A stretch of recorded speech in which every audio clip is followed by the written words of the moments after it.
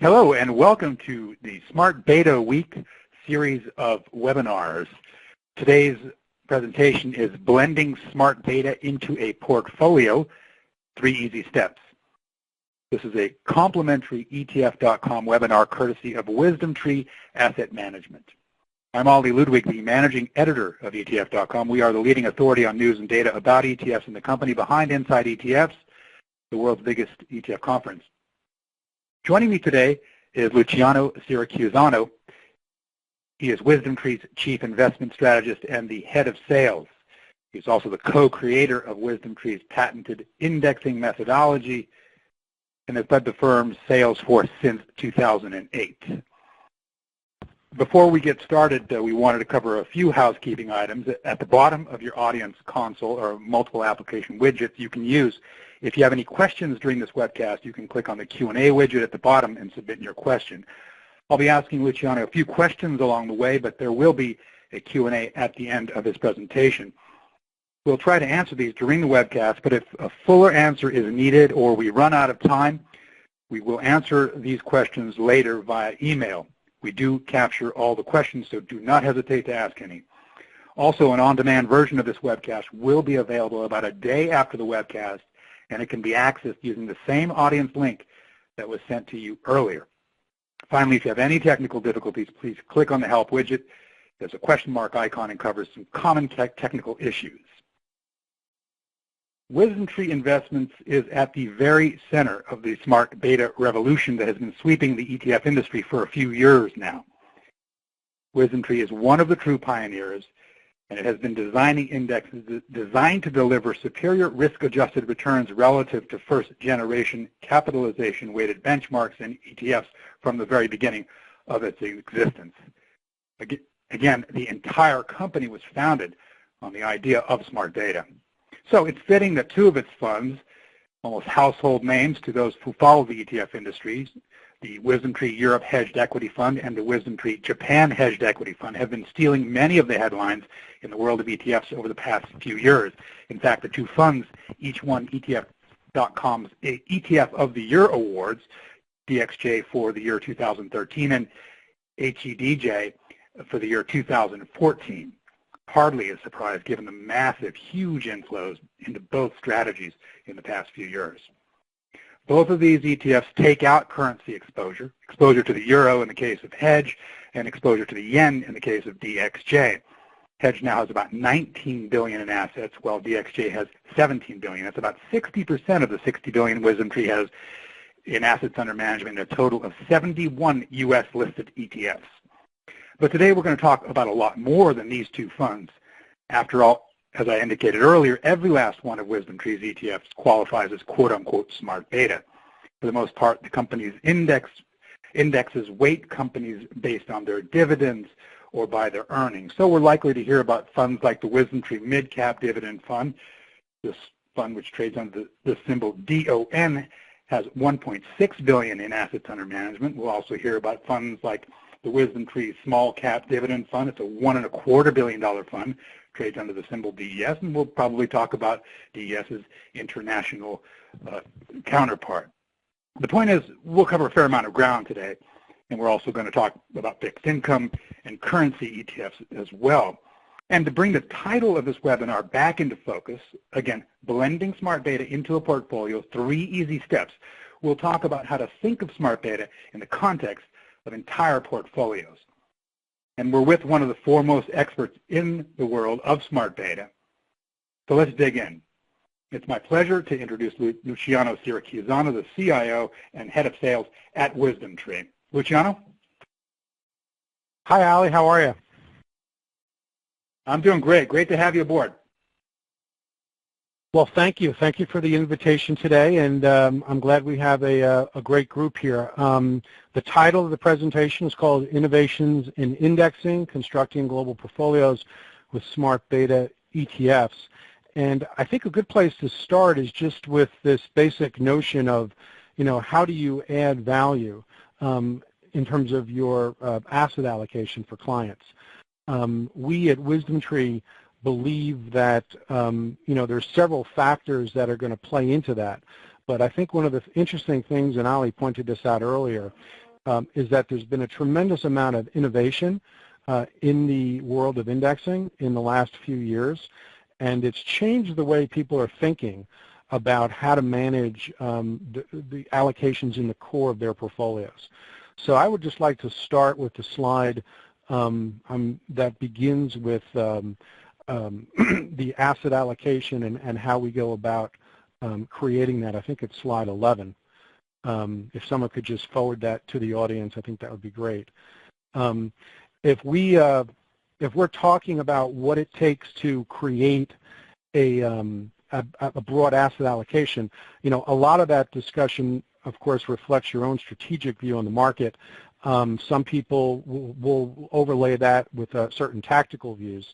But I think ultimately, when you're thinking about ETFs, the real question is, should you be taking a core and explore approach where you're trying to get core exposure at the lowest possible cost and then explore the periphery to try to generate alpha? That's typically the way the industry has developed over the last 10 years. A lot of times people will use the low-fee, cap-weighted beta ETF in the core and maybe use an active manager at the periphery to try to add alpha. I think what's changed in the last 3 to 5 years is that investors now are open to exploring the core, meaning there might be a better way to get core exposure other than traditional cap-weighted indexes and other than traditional unhedged international equity indexes. And of course, Ali mentioned HEDJ and DXJ. They've taken in, you know, close to $40 billion now in the industry, and just in the last few years. And that reflected a change in behavior in the sense that advisors and investors no longer wanted to be 100% unhedged in their international equity exposure. They didn't want to make two bets, one on the stocks, one on the currencies, particularly at a time when the European Central Bank and the Japanese Central Bank was doing very aggressive monetary policy and, in fact, printing money. And so if you think about developed world equity exposure, about 50% of your currency exposure outside the U.S. in the developed world is in the euro and the yen. So it doesn't surprise us that a lot of advisors now are taking a strategic approach to actually trying to minimize some of their currency exposure in Japan and in Europe. So I would say that's point one where smart beta has really started to take hold. But when people talk about smart beta, and I understand a lot of people don't like the phrase, a lot of these discussions begin with everyone talking about how much they hate the phrase smart beta. I would prefer if you called it clever beta, if that makes it easier, more palatable. But the point is it's describing a strategies that now have given you a third alternative between traditional passive beta and more active mutual fund managers. And that typically, you know, used to be your choice. You could go passive low-fee indexing or higher-fee active manager. Now you're at the point where you actually have a choice between passive strategies. The question is, should you be beta or should you be using some of these alternatively weighted, quote, smart beta strategies? And then if you're thinking about smart beta, how do you go about integrating that into what you're doing? So I'm going to begin with slide 12. I'm having trouble seeing that on my screen, but maybe someone on the ETF.com side could help get the audience to slide 12. There it is. Smart beta, what is it? Well, it exists somewhere between beta and alpha, and it's typically non-market cap weighted approaches to indexing. They're typically rules-based. They're passive strategies that can be turned into an index. But you know, similar to traditional indexing, they give you a way to potentially own broad parts of the market. But unlike a traditional index, they're typically not weighting the securities by their market value. And as a result, they're making, in effect, an active bet relative to the traditional cap-weighted beta indexes. But unlike the active manager who might be trying to beat the market with 30 or 40 or 50 stocks, typically the smart beta indexes are much broader and give you at least a chance to correlate very highly with the asset class.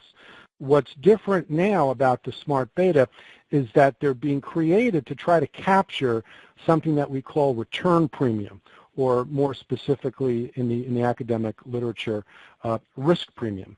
And so when we're thinking about return premium, risk premium, we're really thinking about what happens when you isolate a certain portion of the market and try to get exposure to it.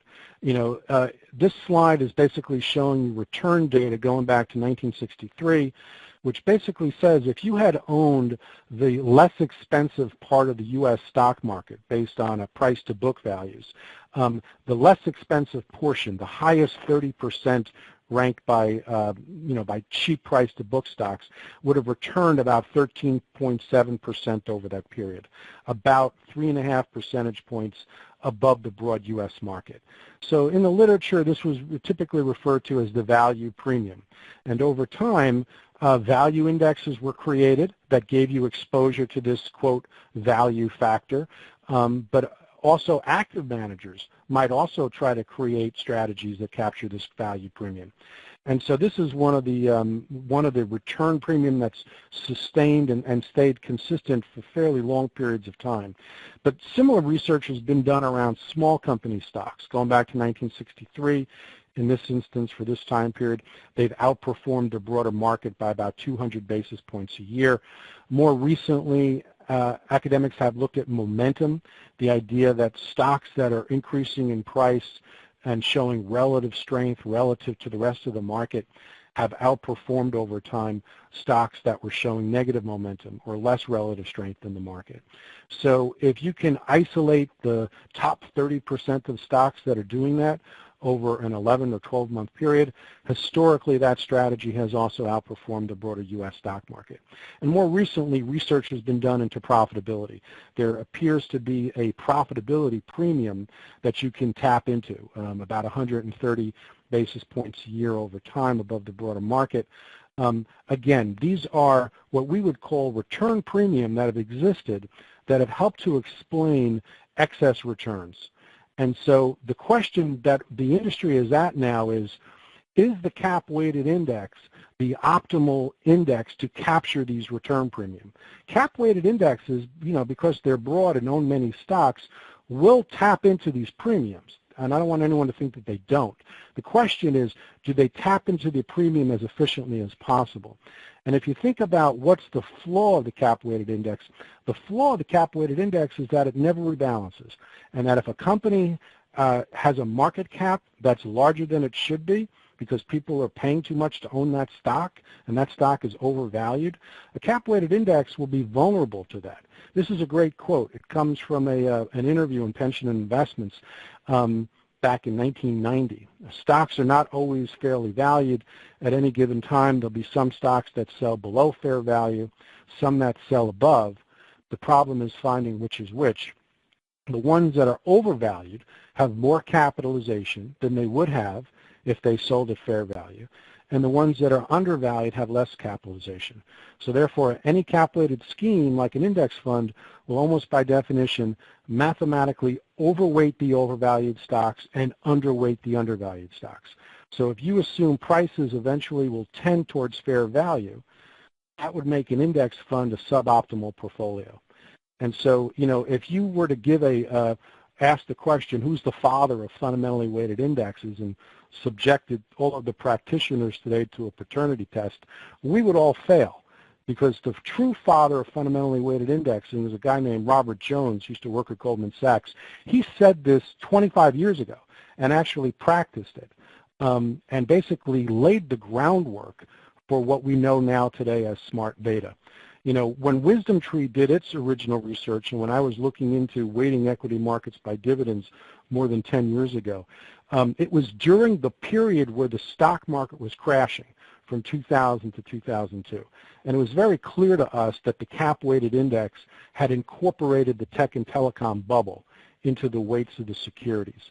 And our view at the time was, is there a way to give people a way to own the equity market in very broad terms, but introduce valuation into the equation so that once a year the market would rebalance back to some measure of relative value?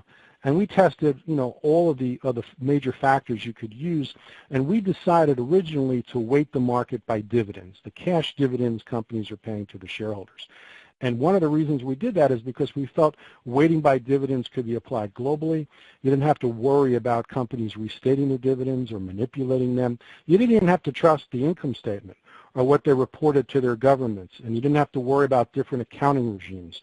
All you had to take into consideration was how much cash was coming out of the company, out of the sector, out of the country, and then set the weight based on the cash that's coming out, instead of what people have previously paid to own the security, which is what happens when you weight by market value. So that was our philosophy, and it led us to thinking about weighting equity markets by income. And I just want to give you a very simple idea of what it means to weight by earnings, okay? Today there's more than $1 trillion of earnings generated by corporate America. About 20% of that trillion is generated by the 10 largest, most profitable companies in the United States, and these are them in front of you. When you weight an earnings index by earnings, you're not taking into consideration the stock price or the market cap of the company.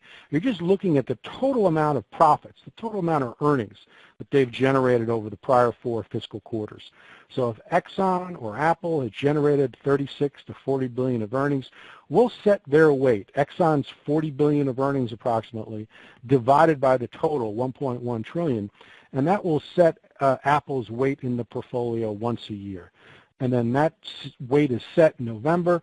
During the year, all of the stocks move just like they move in a regular cap-weighted index. If Apple's stock doubles over the course of the year, its weight in the index will increase. But at the next rebalance, we'll reset Apple's weight based on its share of the earnings stream. And that is a very interesting approach, because the net benefit of that is it ends up reducing the PE ratio on the entire market. If you weight by market cap, the vulnerability is you're going to place the heaviest weights on the companies with the largest market caps. When you weight by earnings, you place the heaviest weights on the firms with the greatest earnings. So in this example, you might own the same 3 companies, companies A, B, and C, but if you weight them by their market value and you invested $100,000, you'd be giving the most weight to company C because it's got a market cap of $700 million. If you weighted by earnings and just instead of looking at the market cap, just took a look at how much earnings each company was generating, well, if company A generates the most earnings at 40 million, you give the most weight to company A. If A is 40 million of 100 million of total earnings, its weight would be 40%. So you can see how you could own the same 3 securities, invest the same amount of money, but reduce the PE ratio on the whole portfolio from 11.5 at a PE of the cap-weighted portfolio to roughly 8 PE on the earnings-weighted portfolio. So this is what we mean by owning the market at a more reasonable price. And when people say, well, what difference does that make over time, weighting by earnings? Well, if you can start with an advantage on relative valuation, you might benefit over time as market PEs expand and as you can take advantage of changes in relative value. This chart is hard to see, but what it's basically saying is if you took those same 2,000 or 2,100 stocks that generated all the earnings in America, that 1.1 trillion number, the market would give those companies a total market cap today of about 22 trillion. That would get you close to 90% coverage of the Russell 3000. The nice thing about starting with all 2,100 companies that are profitable, with market caps above 100 million, is you can create from that universe a large cap portion, a mid cap portion in green of some 600 stocks with 2.4 trillion of market cap, as well as a small cap portion, 1,000 small cap companies that are profitable with a cumulative aggregate market cap of $800 billion. The point here is that these are very broad-based portfolios that have very large investment capacity and that correlate very closely to the traditional cap-weighted index. So that chart is hard to see, but what it's saying is the WisdomTree Earnings Index over this period, it's nearly 8 years, returned 7.4% per year. The Russell 3000 returned 7.1%. The volatility was slightly lower for the WisdomTree Earnings Index, and so the Sharpe ratio or the risk-adjusted return was higher. And of course, the correlation was very high, 0.99. So that's the starting point when you weight by earnings. You're basically getting slightly above the market return for this time period with slightly lower volatility. Now, that's not the only Luciano, can I jump in really quick? Sure. Sure. If this is a premature question, just we can put it off. But you've talked about dividend weighting, you've talked about earnings weighting, you're talking about the WisdomTree Earnings Index right now, and earlier you're talking about the academic literature touching on value, size, momentum, and profitability. Can you slightly refocus this, your focus at WisdomTree on dividends and on earnings in the context of that academic literature? A dividend screen is Sure. kind of a value screen of sorts, isn't it? An earnings screen is what, as we look at it through the lens of this academic research? It is, and I'm going to actually touch upon that in 2 slides. I want to just go through one more, Ali, and I'm going to answer that question directly. Sure. Okay? Okay. So the reason I want to just show you this slide first is when people say, what does it mean to weight the market by dividends? Well, you're weighting by the aggregate amount of dividends that all the companies in America are paying. And this is a slide that says if you go back to 1957 and actually measure how fast has the dividends on the S&P 500 grown over time, it's grown at about 5.6% per year. That's the line in blue. Okay? It's grown faster than inflation, which is the line in orange, that's CPI. It grew faster than inflation in high inflation periods, and it grew faster than inflation in low inflation periods. And it did so when taxes were high, and it also did so when dividend taxation was much lower. The only real big drawdown that you've seen historically was in that 2008-2009 period during the financial crisis, when large financial companies cut their dividends, and they cut them in aggregate so much that the market declined in dividends by about 20% over that period. That was the greatest decline since the Great Depression. But even having gone through that period, dividends have still continued to increase over this entire time frame. So when you weight equity markets by dividends, it's a similar philosophy, but instead of looking at the price per share, we look at the dividend per share. And we multiply that dividend per share by the shares outstanding, and you end up getting each company's contribution to the dividend stream of the U.S. Right now in the U.S., there's more than $410 billion of dividends being paid. If Exxon or Apple is paying about $11 billion of that, their weight in the index is set at 2.8, 2.7% once a year. We don't change those weights during the year. If a company raises its dividend or reduces its dividend during the year, it doesn't impact the weight until the next rebalance. However, if a company cancels its dividend, it's removed from the index and it's removed from our ETFs that track the index as soon as possible. Now, what is the benefit of weighting by dividends? Well, one of the benefits is it raises the starting dividend yield on the market. So if you're weighting equity markets by dividends, you typically see an increase in the dividend yield relative to what a cap-weighted dividend yield would be. And you can see in the U.S., weighting all the dividend stocks by dividends gives you a starting dividend yield of about 2.8%, when the S&P or MSCI or the Russell 3000 is around 1.9. Outside the United States, those differences get even larger. So let me just go back to the question that Ali asked, which is a good one, which is what happens when you weight by earnings, what happens when you weight by dividends in terms of tapping into these return premium that we talked about earlier. Well, this is a chart that shows you the returns of the WisdomTree Dividend Index going back to June of 2006.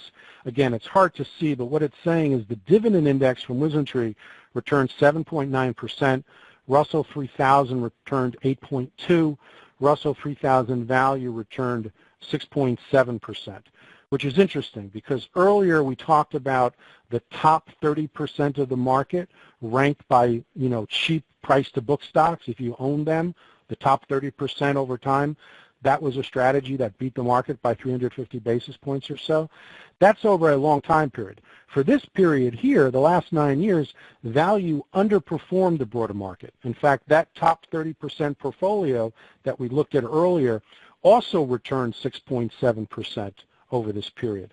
So the takeaway here is the WisdomTree Dividend Index, even though it is weighting by dividends and it is tilting towards value, was able to get very close to the market return. On a risk-adjusted basis, it actually was equal to the market. The Sharpe ratios were identical for this period, which raises the question, if this is not a value index, what is it? Well, when you weight by dividends, you do own companies that would qualify for value indexes, but you also own companies that are right there in the core of the market, and you also own growth stocks that happen to pay dividends.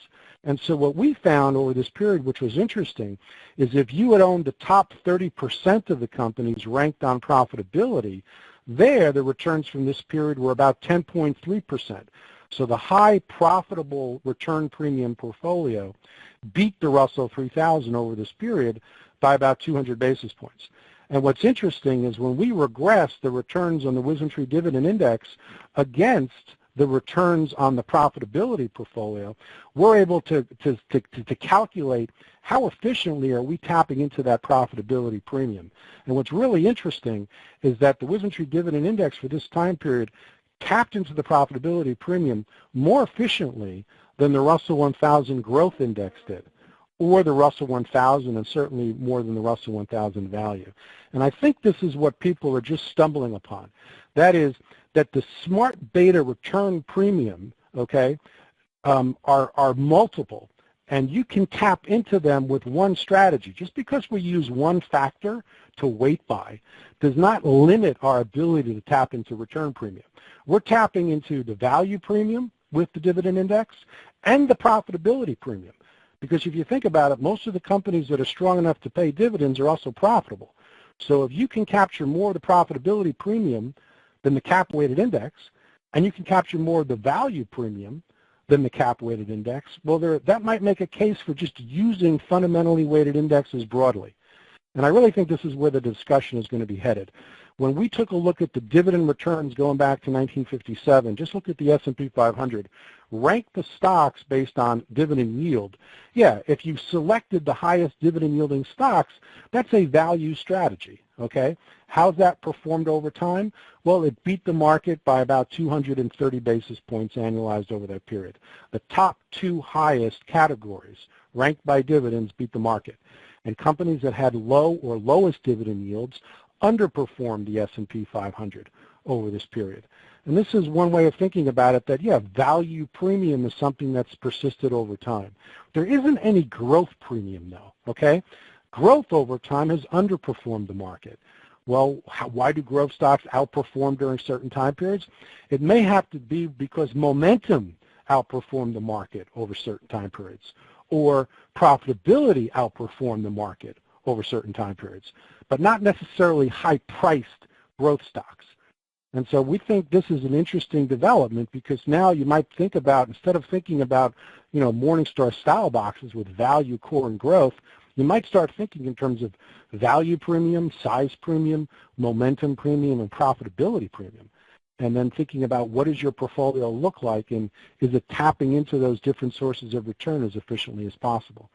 Now, when we look at the S&P 500 and compare it to the dividend yields, or how much of our portfolio is in companies with dividend yields that are higher than the 10-year Treasury yield. Well, in blue, you can see about 71% of the WisdomTree Dividend Index, 71% of the weight was in securities that had dividend yields that were above the 10-year Treasury. And for the S&P 500 in green, it was about 44% was above it. About 42% for the S&P was below it. But again, this is just showing you that we can raise the yield on the broad market by weighting by dividends. We're not selecting companies here because they have high yields. We're in effect taking all 1,400. But when we weight by dividends, we end up tilting more of the portfolio towards the higher yielding securities. So that's going to give us an advantage on yield. It's also going to give us this ability to tap into the value premium probably more efficiently than the core cap-weighted index can. The other reason starting dividend yields are important is they give you a heads up when you're in a bubble scenario. And I think the easiest way to think about it, you always can see the bubble in retrospect. Sometimes when you're in it, you're not sure how long it's going to last. But if you were buying IFA, for example, in 1989, Japan would have been the largest weight in that index, because Japan had a huge PE ratio on its market. And if you look here in yellow, the Japanese dividend yield back in 1989 was less than 0.5%. If you bought Japan when it was less than 0.5% starting dividend yield, the returns for the next 25 years were less than 0.2% per year. You basically had negative returns annualized for 25 years. If you had bought Japan in 1970, if you take a look at the blue bar on the right-hand side, it's the blue bar, the far right-hand bar, 5.1%. Japan was yielding, 5.1%. So another way to think about it, 1970, you were paying 20 times to own Japan's dividend stream. In 1989, you were paying more than 200 times to own Japan's dividend stream. Well, from 1970 to 2015, Japan returned almost 10% a year. So this notion of what's the starting dividend yield of the market is very important. The other takeaway from this chart is if you had bought the market dividend weighted in 1970, your weight to Japan would have been higher than a cap weighted weight because the yield on Japan is higher than the IFA yield. If you bought Japan in 1989 dividend weighted, your exposure to Japan would have been much smaller than it would have been in IFA because a dividend weighted portfolio in effect will take the dividend yield of the market and multiply by the market cap of that market. So if you multiply a big number by 0.5%, you're going to shrink it, and Japan would have been a much smaller weight in a dividend-weighted portfolio back in 1989. So that's just one indication of why dividends over time make sense in terms of relative value around the world. And one of the questions we get is, well, what does this look like when you apply it to the developed world? What's the broad market look like when you weight by dividends? Well, we have an index that we've been calculating since 2006 called the WisdomTree DIFA index. It's basically the dividend international beta. It's all of the dividend stocks in Europe and Japan, Singapore, New Zealand, Australia, Hong Kong, and Israel, with market caps of at least $100 million that meet our minimal liquidity requirements. There's about 2,300 of those stocks with about $18 trillion of market cap. When we weight by dividends going back to 2006, that broad index in blue from WisdomTree beat the MSCI IFA index in orange by almost 1% annualized per year over that period. When you look at the cumulative differentials, it's 39% versus 29%, but on an annualized basis, it's about 100 basis points a year. And it did so and still gave you higher risk-adjusted returns. The volatility was very comparable with a beta of about 1.01 relative to IFA. So that's the starting point from just owning all the dividend payers. People say, well, why does that matter? Well, if people want international equity exposure and they want it unhedged, DIFA does that, but it gives you an advantage on starting dividend yield. So the net benefit is you're able to squeeze more dividend income out of the market. And that's important in a low interest rate environment. Now the trade-off historically has been when you reached for yield, you gave up something on total return. Well, in this instance, over 9 years, you haven't given up anything on total return. In fact, you've been able to generate almost 1% per year excess return above the IFA benchmark. And because there are so many stocks in this index, we have the ability to create an international mid-cap dividend index, as well as an international small-cap dividend index, 1,300 securities, $1.4 trillion of underlying market cap. So it's a very broad universe to work with. People say, you know, did you try the same thing in the emerging markets? The answer is yes. We've been calculating a broad dividend index there since June of 2007.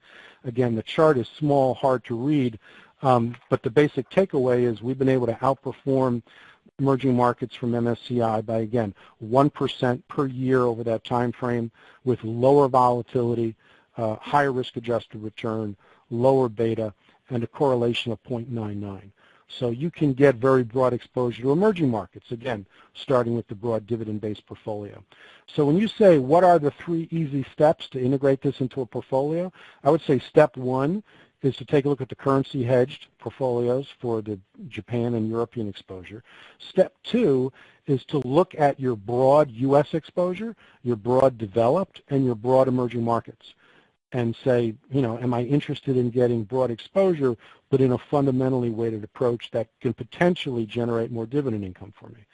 Now, the other place that WisdomTree has had a lot of traction is in the small cap asset classes around the world, because small caps, of course, tap into the size premium. And if you think over time, small has outperformed large, you probably want some small cap exposure in emerging markets, in international, as well as in the U.S. And this is a chart that basically says what happens if you had owned those same dividend stocks we showed earlier in emerging markets, but had limited yourself just to the bottom 10% by market cap. If you had only owned the small cap portion, how would that have performed since 2007? And again, these are real-time results. We've been calculating these indexes and running ETFs against them now for nearly 8 years. The returns here in blue show a bigger differential relative to the cap-weighted index. And here that differential is roughly 250 basis points a year, with lower standard deviation, a higher risk-adjusted return, a beta of 0.86 relative to MSCI emerging markets small cap, and a correlation of 0.98, which is important because if you are allocating to emerging markets small cap, you want to feel as if you're getting highly correlated to what's happening in the broader asset class. And the nice thing about these strategies is that they have hundreds of securities in the underlying index, and you don't have too much concentration in any one particular security. So you do tend to correlate very highly with the cap-weighted benchmarks. We found that the more inefficient the market, the greater is the potential to generate the excess return when you weight by fundamentals and you rebalance once a year. We saw the same phenomena happen in the international small cap space. Again, we took a look at the smaller companies in the WisdomTree DEFA index internationally, the ones that ranked in the bottom by market cap. So we're selecting companies because their market caps are small, and then we weight them based on the dividends that they've paid. And here the WisdomTree International Small Cap Dividend Index was able to outperform MSCI EFA Small Cap by 170 basis points annualized over this time period. Again, nearly 9 years, with lower volatility, a higher risk-adjusted return, lower beta, and a correlation of 0.99. So again, this is important for broad asset allocation, but it's also important if you're trying to add alpha or passive alpha in the core of the portfolio.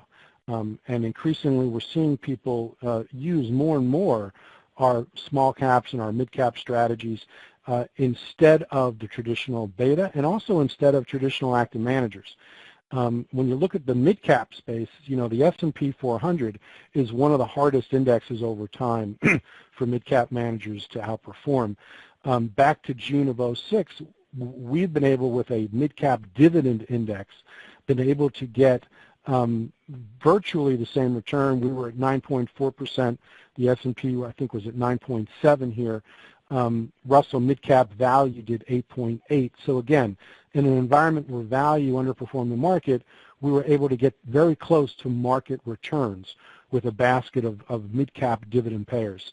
And in the small cap segment, we actually got the same return as the Russell 2000, 7.9% annualized over this period, even though Russell 2000 value underperformed the Russell 2000 by 140 basis points. So I think this makes the dividend-weighted strategy appealing because people feel over time, if value does beat the market or has done it historically, this is a strategy that can tap into that premium. But this is a strategy that's also demonstrated its ability to get market-type returns, even when value underperformed the market for an extended time period. And I think the reason for that is these indexes are also tapping into other premium, including size and including profitability. And I think this is one of the reasons there's so much excitement now around smart beta, because people are realizing it all comes down to how efficient is your index at capturing these return premium. And if all you have to be is more efficient than the cap-weighted index to be able to add value for clients and advisors. When we look at the WisdomTree Mid-Cap Earnings Index, this is the mid-cap companies that are profitable, weighted by earnings. Here, over the last nearly 8 years, the returns have actually been higher than the S&P 400 by 120 basis points per year. Slightly higher risk-adjusted returns, again, a correlation of 0.98.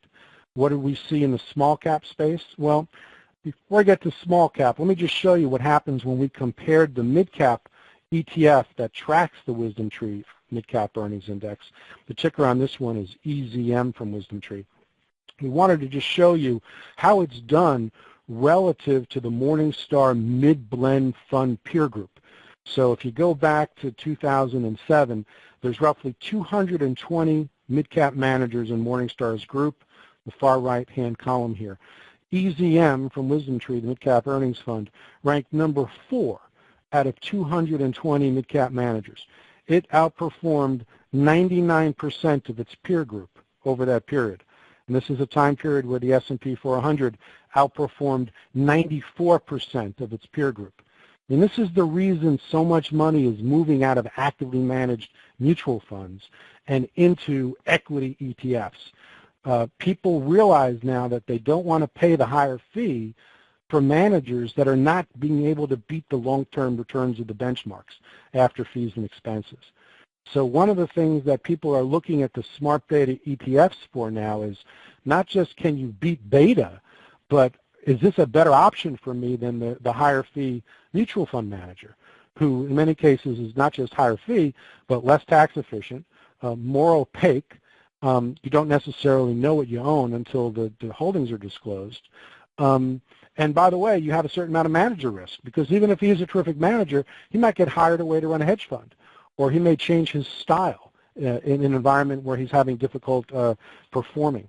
So for all these reasons, I think smart beta has become much more in the news and much more of a discussion point.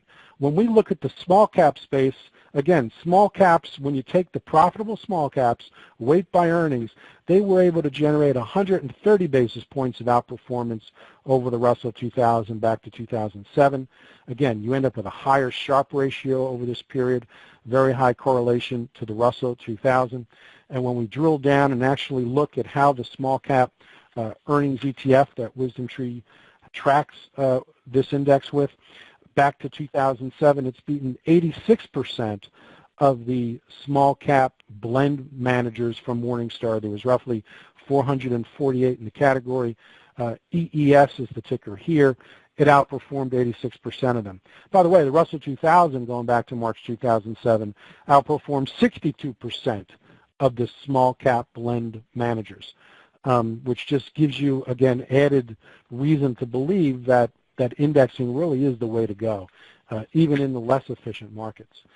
People ask us, what's the academic literature say about getting exposure to lower PE stocks over time? Well, not surprisingly, over time, they've outperformed the S&P 500. They've outperformed the higher PE stocks. Why? Well, again, you're tapping into the value premium when you sort companies by low PE and select based on low PE.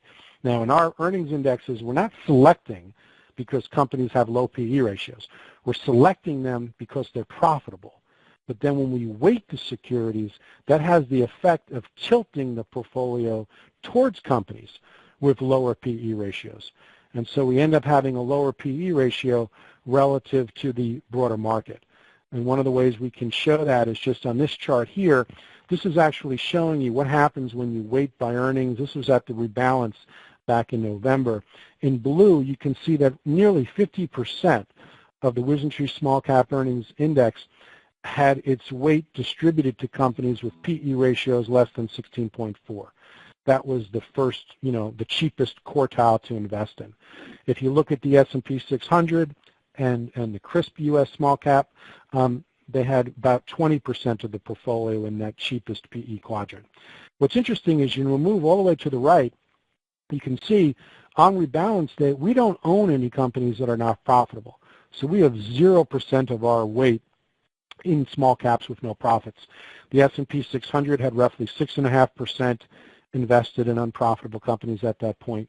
CRSP US Small Cap had roughly 20% invested in companies with no profits, and that's about the same for the Russell 2000.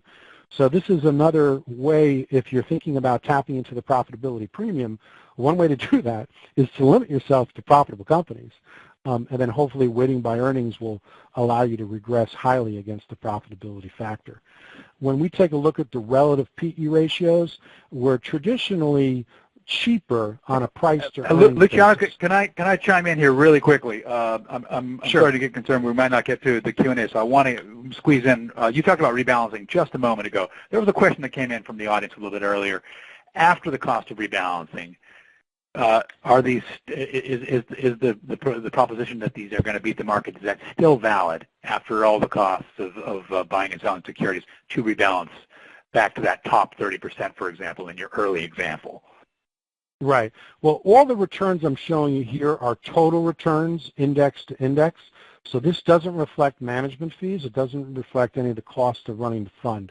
So to look at you need to look at the fund returns for the same period, and then you can draw your own conclusions about how we've done. But typically the fund returns are going to be a little bit lower than the index returns because of the expense ratios and because of some of the transaction costs. The flip side is the funds have a source of income that the index doesn't have. If the fund is able to do securities lending, the fund is able to collect that revenue that goes into the fund and helps offset some of the costs. So in many instances, our ETFs track our underlying indexes very closely. But I would just say if you have a question about that, come to the WisdomTree website and you can look at the fund returns. We're also going to be able to, I think, show you standardized returns on a few slides. The cost of rebalancing will vary depending on which index we're looking at, but the broadest indexes from WisdomTree typically have turnover in the 10 to 15% range per year. It's really the small caps and the ones where we're selecting based on a fundamental factor that might have turnover of 30 to 50% per year. But just because an index has higher turnover doesn't necessarily mean the fund is more vulnerable to have capital gain distributions. It would if it was a mutual fund, but because it's an ETF, there's a mechanism there that makes it very tax efficient. And so higher turnover doesn't necessarily translate into higher capital gain distributions. Ali, since we are coming up and being pressed for time, I'm just going to conclude on one final slide that I think sums up what I wanted to say here pretty clearly, and it's slide 40. And what it's really doing is trying to draw your attention, particularly on the mid-cap and the small-cap, the two bottom tables. The WisdomTree Mid-Cap Earnings Index, since its inception on the far right side, was able to generate about 10.5% return. So it was able to outperform the S&P Mid-Cap 400 Index over that period, as well as the S&P Mid-Cap 400 Value. What's really interesting is it also outperformed the S&P Mid-Cap 400 Growth. So this is very unusual for a index-based mid-cap fund to outperform growth, value, and the market. And everything I've seen up to this point, I think the reason for it is that it's tapping into more than one source of return premium over this period. It's tapping just slightly into value, but it's tapping into size, and it's definitely tapping into profitability. Similar story on the small cap earnings index, was able to beat the Russell 2000 in an environment where growth beat value.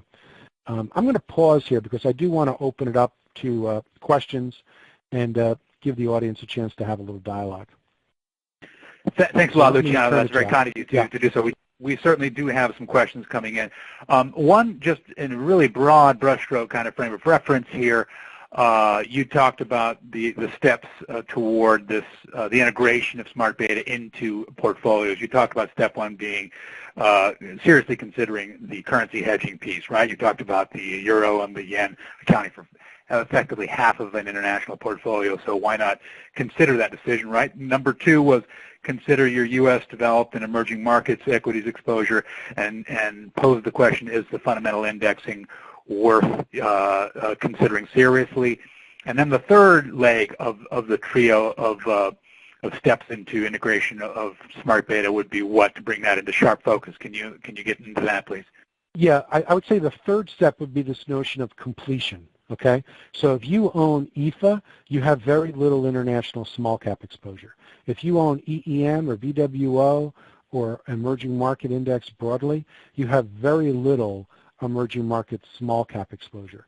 So what we're saying is the ETFs exist now with track records of 7 or 8 years. I mean, we have an ETF, DLS is the ticker, David, Larry, Sam. It's a $1 billion fund. It's been around since 2006. It gives you international small cap exposure. Only dividend paying securities, dividend weighted. In emerging markets, we have DGS, David, Gary, Sam.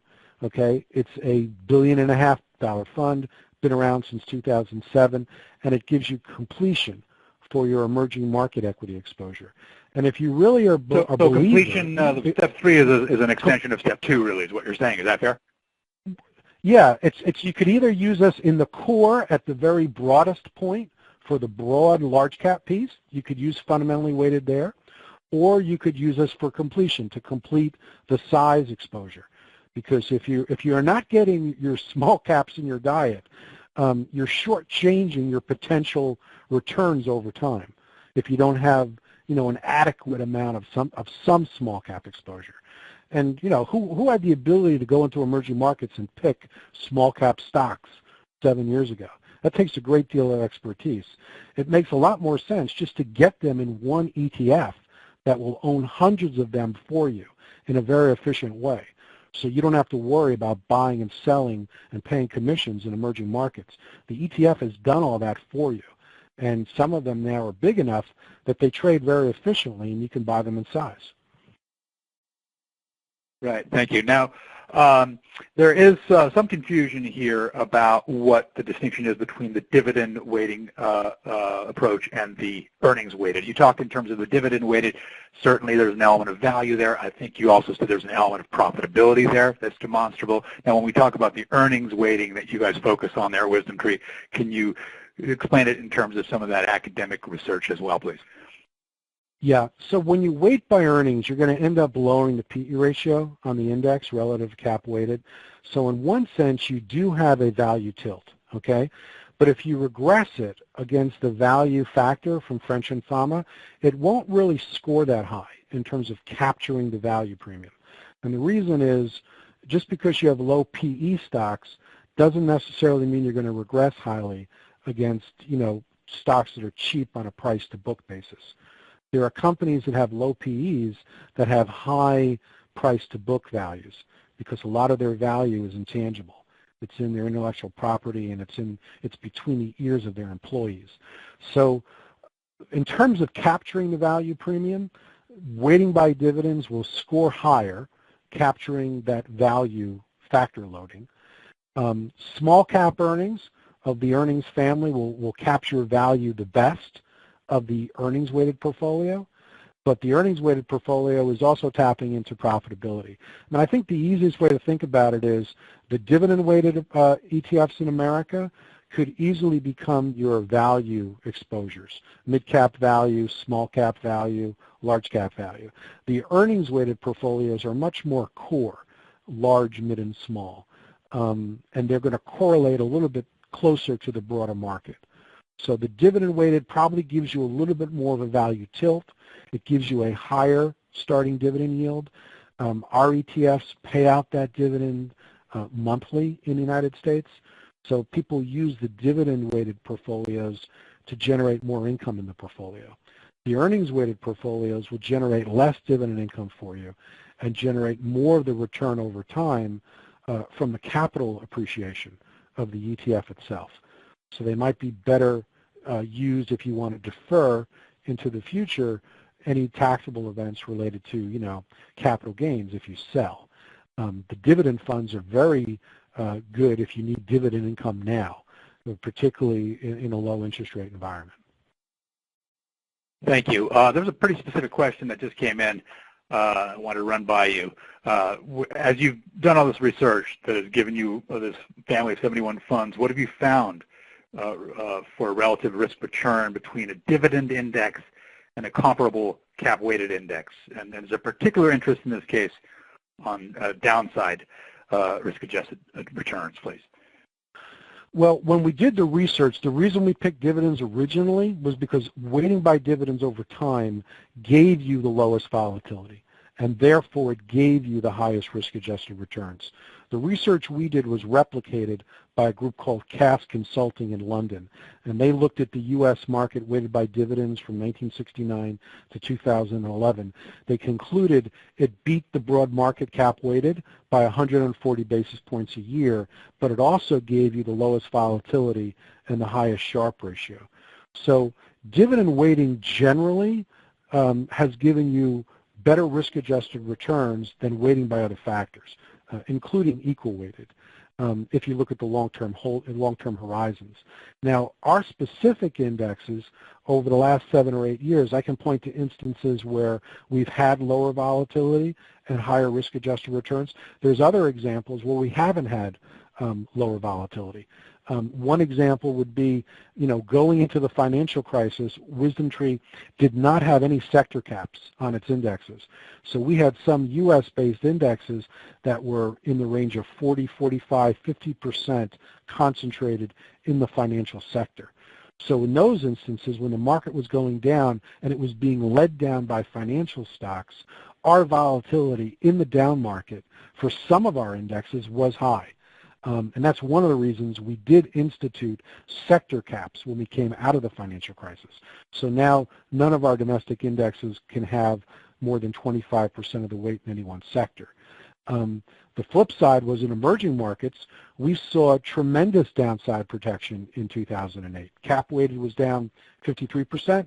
Our dividend weighted emerging market index and ETF DEM was down only 37% in 08. And so in that case, the specific country exposure that resulted from weighting by dividends and selecting, in that case, companies with high yields, gave us a much more defensive portfolio. But I would say if you're interested and you want a really specific answer, the best thing to do is to contact Brian Cow in the chat that will be available to you after the call, and we can drill down and give you any customized answer that you need if you really want to drill down on any specific index. Thanks, Luciano.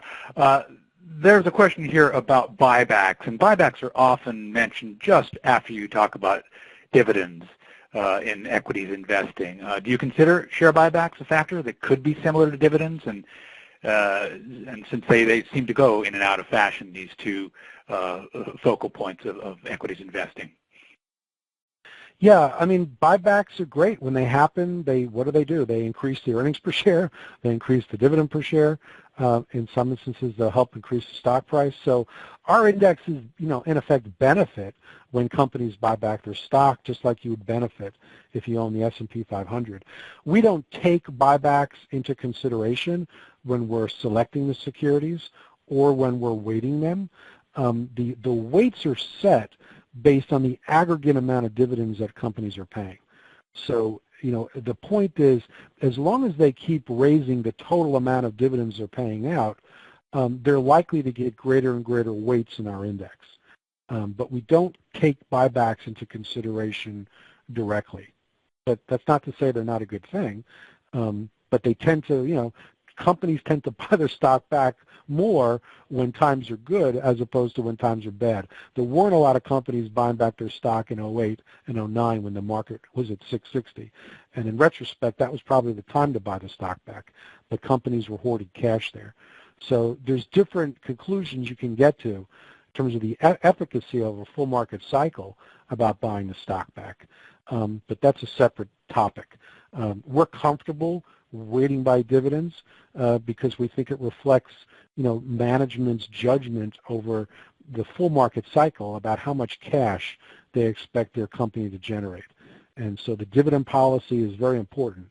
And historically, dividends have grown in a much less volatile way than earnings over time, and in a way that, we can demonstrate has definitely contributed to the total return of the stock market.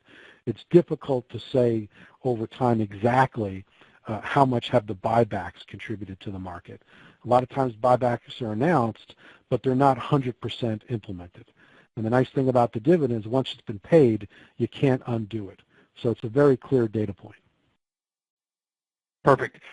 That is about it for time. Thank you, Luciano. That concludes today's installment of our Smart Beta Week series of webinars. Today's Blending Smart Beta in a Portfolio, 3 Easy Steps. Tomorrow we'll have Dorsey Wright talking about how to combine various Smart Beta ETFs into different constellations designed to outperform. Thursday we'll look at the future of the core of the portfolio, and we'll round out Smart Beta Week on Friday with Invesco PowerShares talking about low volatility as a factor in the equities market. Luciano, thanks for being my guest, and I also want to thank the audience for attending and for their questions. Again, an on-demand version of this webcast will be available about a day after today's webcast, and it can be accessed using the same audience link that was sent to you earlier. On that note, on behalf of Luciano Siracusano of WisdomTree Asset Management, as well as my colleagues here at ETF.com, I'm Ollie Ludwig, wishing you all a very pleasant afternoon.